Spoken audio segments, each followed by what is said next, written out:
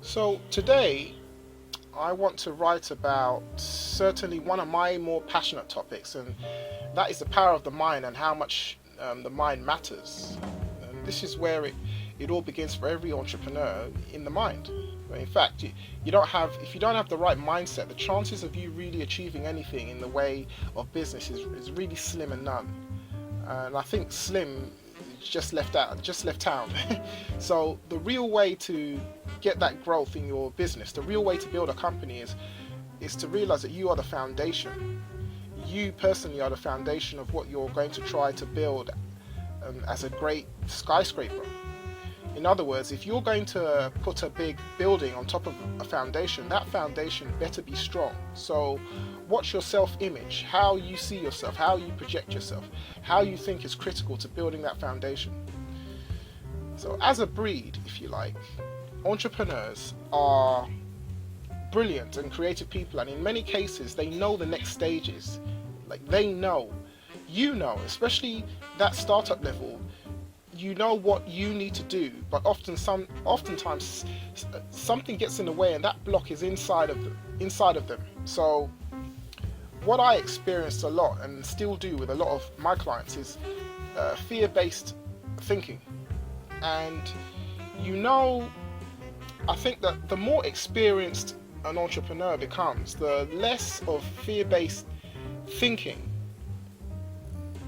the less it has over you, and the less pervasive it is. But it's something that can come back to haunt you if you don't keep an eye on it. So when I talk to people about being an entrepreneur, I like to start with what is the definition of an entrepreneur? Like, what makes an entrepreneur very different than any other type of person on the planet? And here's my definition. It's not the conventional definition, but it's my definition of an entrepreneur.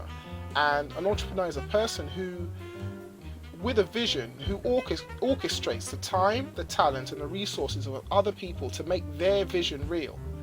Now, there isn't a word in there that's there by accident. So without a vision, you're not going to produce much of anything. Who's going to get behind you unless you can have a vision and project it well to other people? And then if you're thinking that as an entrepreneur you're an investor in your business, this is wrong. You don't have enough money to build your business, so you have to leverage the resources of other people. You have to get other people to back you, and then you can build something of a significance. So an entrepreneur is a person with a vision who orchestrates the time, talent, and resources of other people to make their vision real, which also means you do not work in your business. So you don't work in your business, you work on your business. And that is the key mind shift for most people. Most people are slaves to their business. They roll up their sleeves. They're going to build that company. And they're in there working and sweating and putting in time away from their families. It's kind of crazy.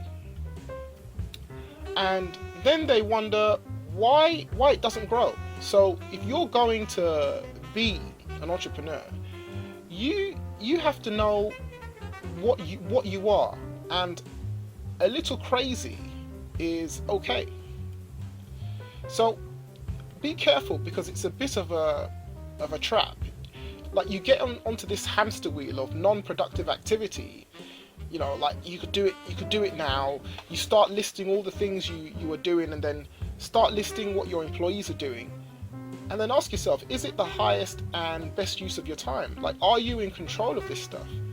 It's this controlling attitude that no one else can do things as well as you can, or they're not going to do it right, and I'm going to have to recover if they don't do it right. It's that kind of thinking that can be toxic. I mean, this is a definite fact. Like here that it holds people back in being an entrepreneur. In fact, like the most successful entrepreneurs I know, other than some peculiar aspects of their business, which they're really excellent at, the most successful entrepreneurs I know, if you talk to them, they'll tell you something like, oh, well, I don't know how to do that. Like, I can't do this. If I didn't have, I don't know, like Betsy to help me with that, I'd be an idiot. So I'm telling you that the most successful people I know, they do that because what they learn to do is delegate to everybody else everything that needs to get done. And those people, guess what?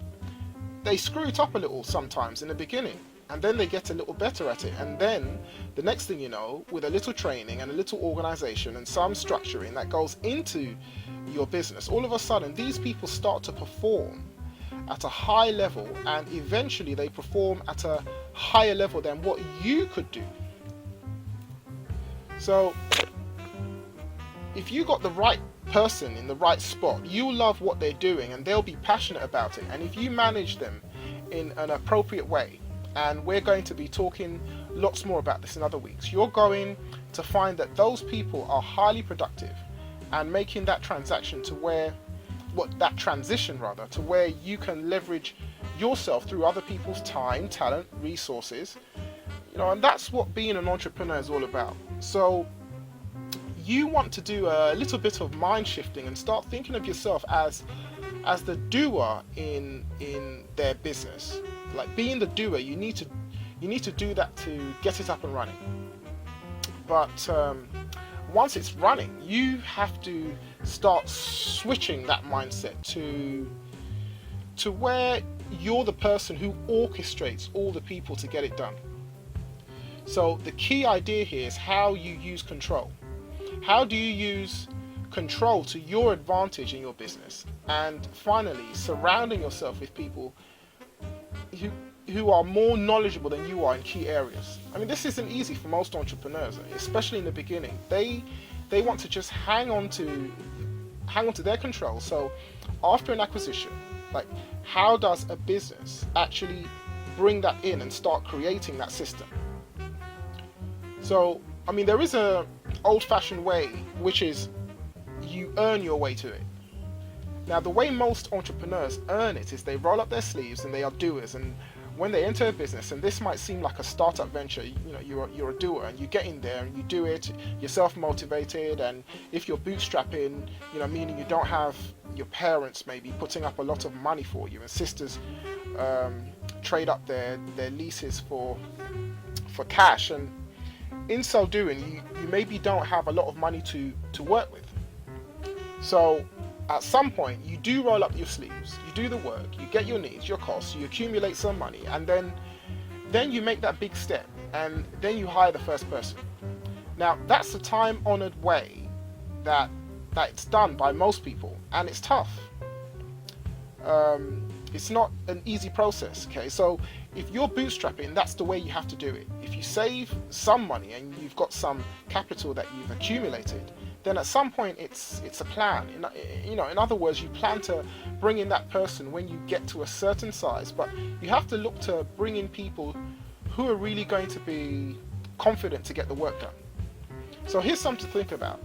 There are certain personality traits that lend themselves to being an entrepreneur.